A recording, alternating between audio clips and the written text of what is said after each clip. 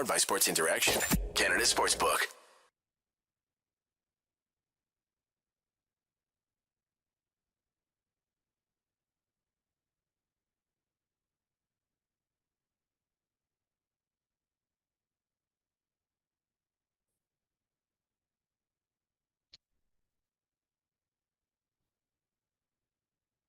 Yes, correct.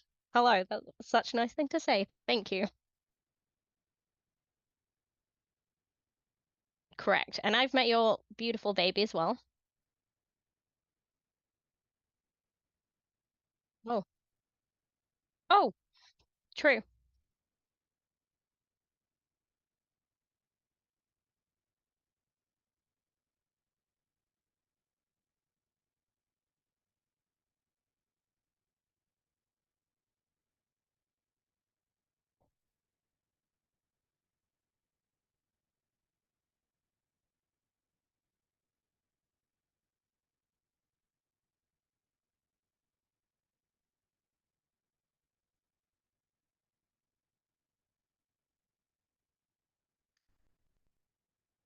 Yeah.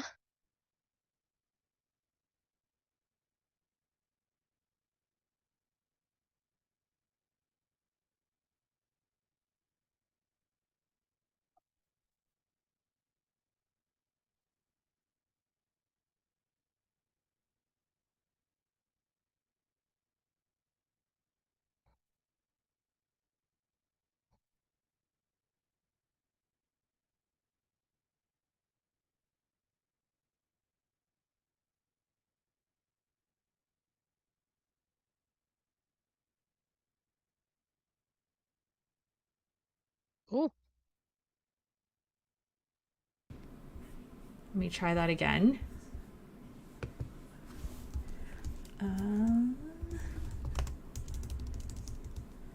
Joys of live streaming. I don't know why they can't hear me because I have not changed any of my settings on the app.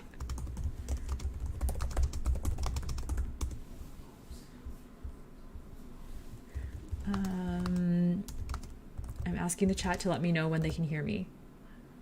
Okay, now it works. Awesome. Thank you, Theo, for letting me know that the sound works. I actually legitimately do not know what I did. Thank you guys for bearing with me. So I'm going to start again. I'm Sam. I'm joined by Anna Forsyth of the C4 podcast. You can find her on Twitter at aforsyth03. Canucks lose 5-2 to the Seattle Kraken tonight. Blow another 2-0 lead. Not ideal. Yeah. I mean, the whole game was just uninspiring, right? Like, losing, but also just losing rather pathetically. Yeah. I like to start off these segments with asking our guests what was the highlight of the game for you and what was the biggest storyline for you? Highlight of the game. Tricky one. I think someone on Twitter suggested it was John Garrett talking about his false teeth. But yeah, like, sure, let's put it as, like, the continuing growth of Dakota Joshua. Like, that's gonna be my highlight. Storyline of the game. Just, yeah, like, it was just a kind of pathetic game, I'd say. The storyline should be, Canucks should be, like, doing something. Not winning, but something, right? Like, playing some more inspiring hockey. Playing for their jobs next year. Proving something. But, yeah, they definitely were not that. Yeah, if you're joining us, I see the numbers just climbing in the chat. Canucks lose 5-2. If you are in the chat, hit like, subscribe. Thanks for joining us. I know that was it's always hard to do the post-game recaps for these games because it's such a frustrating thing to watch. Canucks out to a hot start as usual. 2-0 lead. Elias Pettersson, Anthony Beauvillier with the goals. And then it just kind of all comes crashing down from there. Although, I did think the period before the Kraken scored the shorthanded goal was at least exciting. Yeah. The couple of minutes with the back-to-back. Yeah. But yeah, I mean, what do you even say? What do you think, chat? What was your highlight of the game? That's what I want to know. I just, they just fell apart and never really pushed back. And I don't know what you do with that at this point. I know they've been on obviously a hot streak in March, played themselves kind of out of the bottom 5, definitely close to almost out of the bottom 10. Tony Smolak says the tank rolls on. I don't know. I don't think so, Tony. I think the tank is over. I think March killed the tank. Yeah. Talkit killed the tank. Talkit absolutely killed the tank. Talkit and the schedule killed the tank. Yeah. I mean, looking down the stretch, you just thought there are so many games that are hard to lose. Yeah. Like, what do you do when you play the Ducks and you play Chicago and stuff like that? But honestly, on paper, losing 5-2 to a playoff-bound team, with your new signing, like your new guy you just traded for scoring, and Dakota Joshua getting another assist, like, it should be good, but just the hockey they were playing was blah. Yeah, blah is good. Kaya says, "Hi Sam, this team is still in the bottom 10. There is still no hope." Josh Watkins says, "Is the power play as weak right now as it feels?" Yes. Yeah. Yes. I mean, they haven't got a 2-man advantage goal with quite a few opportunities. They tend to give up goals rather than score them. It's bad. It's hard to find anything to write home about there. Josh Watkins also said the PD goal was something special. That I can agree with. Yeah. Let's put that as a highlight, because that was like a pure section of play was great. Elias Pettersson. Let's talk about Elias Pettersson. I'm trying to find something positive to talk about because yeah, I can't talk about tanking anymore. I don't think anyone wants to talk about tanking anymore. I don't think it's realistic. I saw a Connor Bedard highlight tonight and just couldn't even enjoy it. Yeah. Not great. But Pettersson, I mean, Thomas Drance said it in the intermission, backed up the money truck, get Pettersson signed to an extension. He's your franchise player. He is becoming a leader on the team on and off the ice. Really, if you don't keep Pettersson around, what the heck are you doing? I mean, I don't think there's any I can't see them not keeping him. I think they're going to have to do it. It's just a question of money at this point. And what they're able to do. Kaya really rubbing salt in the wound tonight. We never lost to the Kraken under Bruce Boudreau. A very good point. I mean, true. That was the first loss to them in Rogers Arena. Yeah, that was almost like the one thing you were hanging on to. At least we haven't lost to the Kraken yet. And now Now they have twice. Yeah. Back to PD. He's at 96 points on the season. Yeah. Four away from the 100-point mark. What do you think he ends up hitting? I've asked multiple guests this, and I think it's pretty safe to say he's going to break 100. Oh, I would be shocked if he didn't. But what do you think the final number is going to be? So how many games do we have left? 1, 2, 3, 4, 5. I think he gets 7 points in the last 5. I think that makes sense. Yeah.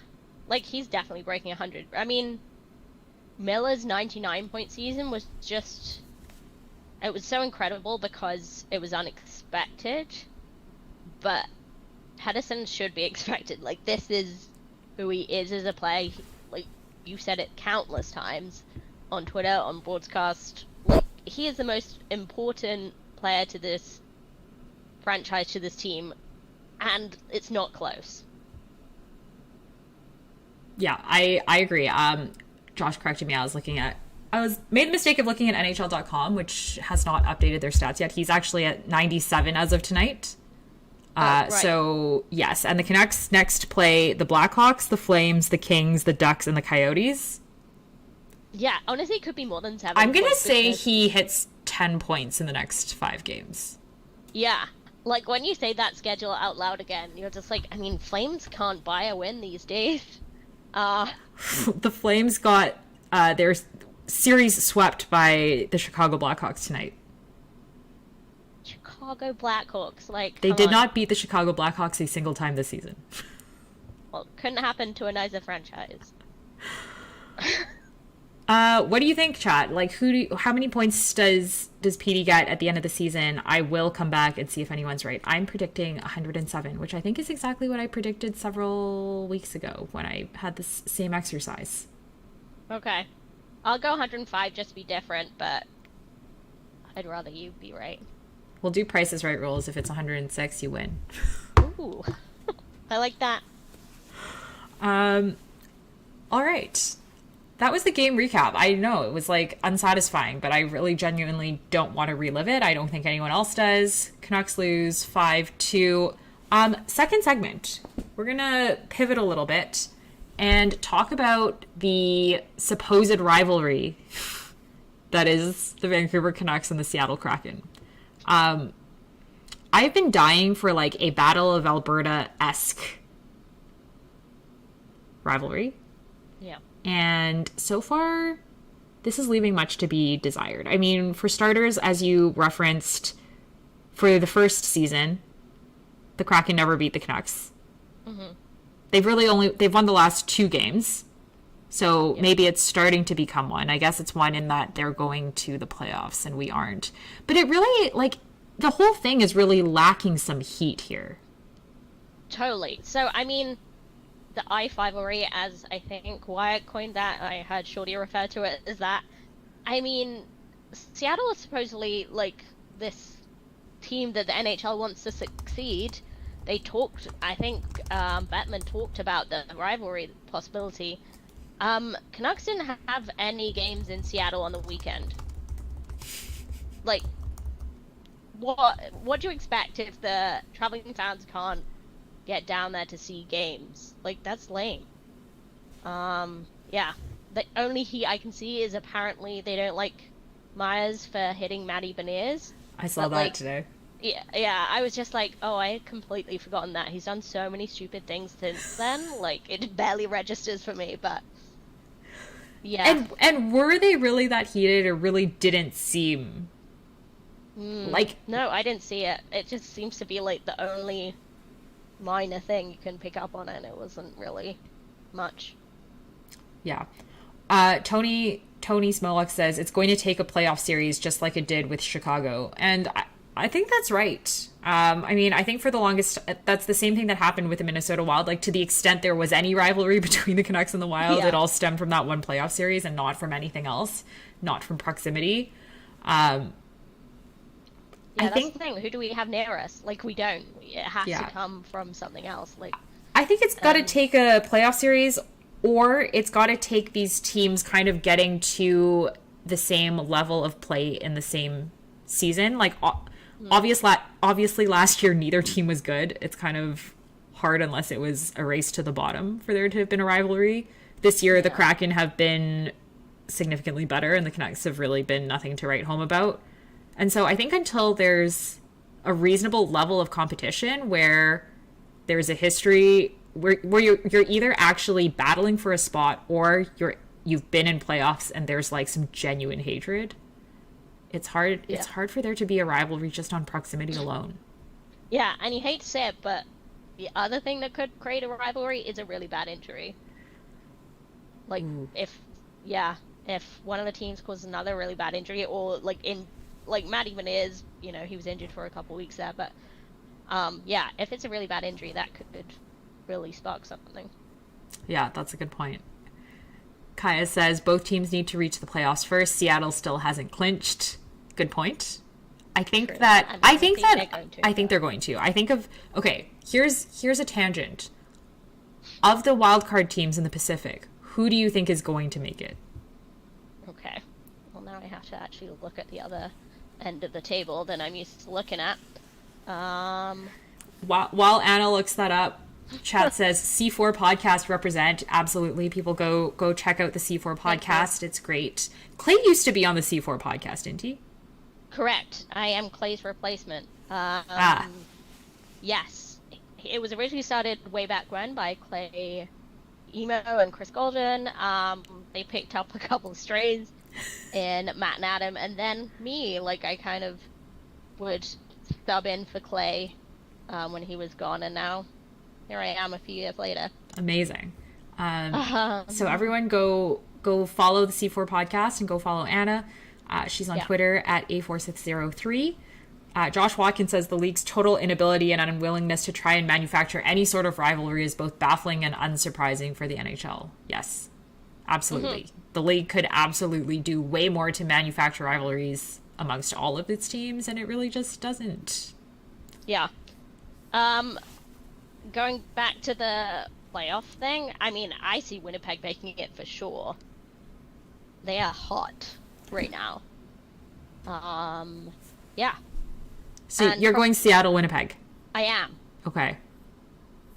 I had actually said on Zone Time earlier this week that I thought Winnipeg was falling out of contention, and I thought that this is before Calgary lost tonight. The Calgary Flames were on like an 8-game streak, and I thought they would play their way into that wild card position, and now I'm feeling less optimistic about that prediction. But I'm really hoping that the Flames do, mostly because it would be incredibly funny if we got Battle of Alberta by virtue of the wildcard spot. That's what I'm really hoping for.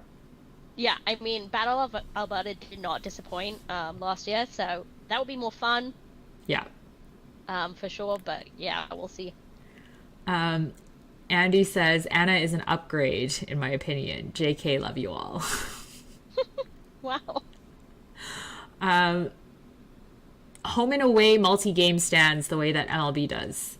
Also a great suggestion. I think anytime there's back-to-back, whether or not the teams have a rivalry or not, that leads to a lot of bad blood. Yeah, I mean, remember the COVID season? Like, Canucks were awful, but, like, playing so much against the Habs just, like, really stoked the fire there. So, yeah, I don't hate that. Yeah. Kaya makes a great point. The outdoor games should have been Kraken versus Canucks for a rivalry. Why is Vegas necessary here? Yeah, and that also goes to Josh's point that, like, the league isn't even trying to make this a rivalry. Yeah. I mean, Seattle are doing great attendance-wise. It's really hard to get into games. It's very expensive, but yeah, like, is that going to last forever? Like, rivalries are kind of a good way to keep people interested. I think so. That's absolutely true. I will say the Canucks' last outdoor game obviously resulted in legendary, iconic moments for this franchise, so maybe we're not eager to revisit being a participant in an outdoor game. Yeah, I truly believe Canucks don't deserve another outdoor game, but it should definitely not be in Vancouver, but, you know, for the rivalry. Okay. Speaking of going to Kraken games, that's what we're going to tackle in our third segment. If you're just joining us, the Canucks lose 5-2 to the Seattle Kraken. They raced out to a 2-0 lead on the backs of goals from Elias Pettersson and Anthony Beauvillier, and then they proceeded to blow yet another multi-goal lead. I have lost track of how many multi-goal leads they have blown this season. It's got to be close to a record, if it isn't already. But we're going to talk about something more fun. So Anna was at the last game in Seattle. and went to Climate Pledge Arena, which I still have not been to. And she's going to tell us about her experience there. And I would love in the chat, if you've been to Seattle or if you've been to another arena, what about the fan experience at other arenas is better than Rogers, and what about the fan experience is worse than Rogers? Yeah. I mean, first of all, I was very excited to go. Wish it could have been a Canucks game, obviously, but yeah, saw a pretty miserable game of hockey. Between the Kraken and the Kings was not good hockey at all, but arena experience. The in-game entertainment was even better than I thought it was going to be. The fans loved it. They have fun little bits. They really lean into it being by the sea in a really cheesy way, but it works, you know? Like, people are having fun, and yeah, I thought it was really well done. The arena itself was kind of disappointing. Oh, really? Yeah. I know they didn't build it completely from scratch, like they were retrofitting whatever the previous arena was called, and they had to dig down underground, so you kind of have somewhat limited scope with that. But yeah, the concourse looks like an airport. It's really big, so you can move around a lot more than Rogers, but there's nothing there. There's seems like half the amount of bars at least than compared to Rogers. And then inside the arena, it's just the press box hangs over the ice, so you can't see the other side if you're sat in most of the upper bowl. I don't it didn't affect the atmosphere, but I just found it very weird that you couldn't even see the other side of the arena. You can actually see the people walking across the back of the press box the entire game, which is very distracting. That's so weird. Yeah, we didn't have great seats, obviously, but it was hard to get into that game. We picked a game that we could afford. There was under the only game we could find that was under $100 per ticket. Yeah, I've heard it's outrageously expensive. It is. I think we paid $85 US at least, maybe $90 for the worst seats in the house. So yeah, the one good thing about Rogers, right, is that there isn't really a seat you can't see from. Yeah. So yeah. And it also made me think there's really not much that Canucks would have to do to make Rogers good. Just fix it. It's already a very good setup. Great layout, conducive to good atmosphere. Just, fix the seats, redo the stairs, stop the leaks. I mean, it does look like they are considering redoing the seats. They're test running the blue seats. Yeah. So finally. But yeah, I would be so curious to other people's experience, if anyone else has been to Climate Pledge, because I thought I was both surprised in a good and bad way going. Yeah. Also, it has a very weird smell. It kind of smells like canned meat in there. Oh. But maybe I was having a stroke. I don't know, but yeah, it smelled weird. Andy says, question for Anna, how far is the arena from major infrastructure like the Amtrak station? Oh, so we ended up walking, but it's right downtown, so it's so easy to get to. And that's another great thing about it, is that it's kind of in this entertainment district. So we walk past the Opera House. It's right by there. You're walking 5 minutes to get to all the major bars. 10 minutes to get to Pike Place. Wow. It's really right there. So I love that about it. It's very walkable. I don't actually know the transit link up, but it's right downtown, so I imagine it's really easy. That's cool. David W. says, the only two NHL arenas in which I've ever been inside have been Maple Leaf Gardens and what's become Scotiabank Arena. Pretty good ones. Tony Smolak says Tony Smolak says Maple Leaf Gardens and the Montreal Forum can't compete with 100 years of history. I am so jealous of that, Tony. Yeah. I have been inside the Bell Center, but not inside the Montreal Forum. I have only been to Rogers, now Climate Pledge, and TD Garden, so Yeah. That's pretty good. I have been to the Bell Center, I have been to the ACC, and I have been to the Fortress, so T-Mobile in Vegas, which is glorious. Like 10 out of 10 recommend if you haven't been. Yeah, that's the only thing that makes me want to go back to Vegas. I do not like it there, but I want to go to a Golden Knights game big time. Yeah. Highly recommend. I flew down for the playoffs when they played the Jets. Really weird experience being in 40-degree weather outside and tailgating, like fully tailgating. They've got a beer garden like right outside. They set up cornhole. They set up stands. It's glorious. So you're outside all day pre-gaming, and then you can go inside and they have a Shake Shack. Nice. There it's you go. Pretty hard to beat. What more could you want? And the best part was, I guess, I don't know if it's still like this, because obviously this was the first season and I think the fans were really excited, but they stood for the entire third period. Like no one sits. They were just standing and like genuinely really excited. That's awesome. Yeah. I would say that there were things they should have taken from the Vegas Golden Knights, but I'm pretty sure they did. They took the Siren Craig. They took the drum line with the light up drums. Yeah.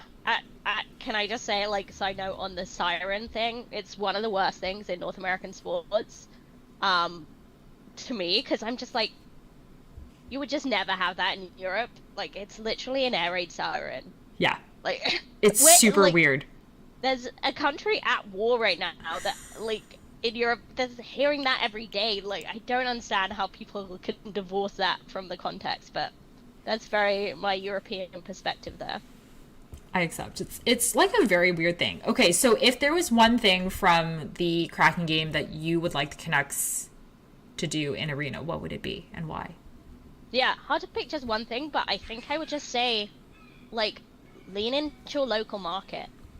Like, Seattle go off, like, everything's in the deep, and they have anchors and splashes and weird tentacles. Like, maybe it's too much, but, like, it's better than doing too little.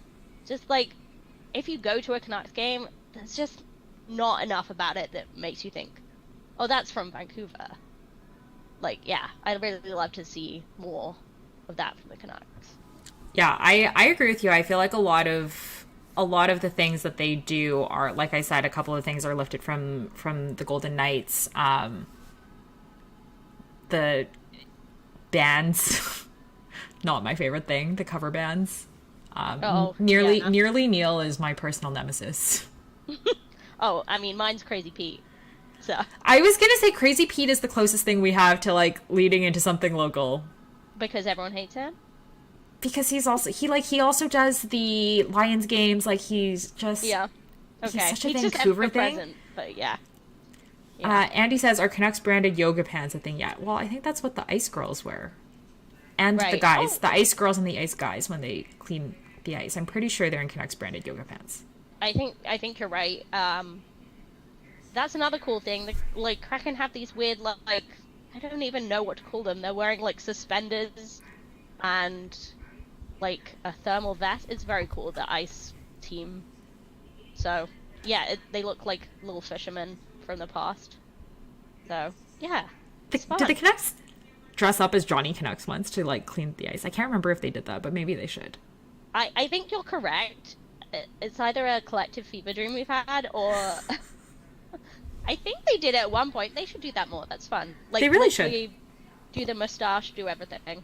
Yeah, I think they should. All right. If you're still with us, thank you for joining us. The Canucks lose 5-2 to the Seattle Kraken. Second time in Kraken franchise history that they've beaten the Canucks. So maybe it's the start of a rivalry. Canucks play the Chicago Blackhawks next. Kaya is going to host that post-game show. And Kaya, I know Kaya's in the chat. I'm going to give you the most optimistic take I have had all season, which is that I think Elias Pettersson scores a hat trick next game and hits 100 points. Yeah, love that. Yeah, that's what I'm going with. Thank you for joining us. I hope you have a way better time on the Chicago post-game show. Anna, thank you so much for joining us and talking to us about the Kraken and Climate Pledge Arena. Everybody go follow Anna at A4603 on Twitter. Follow at SDPN Sports, and have a good night, everyone.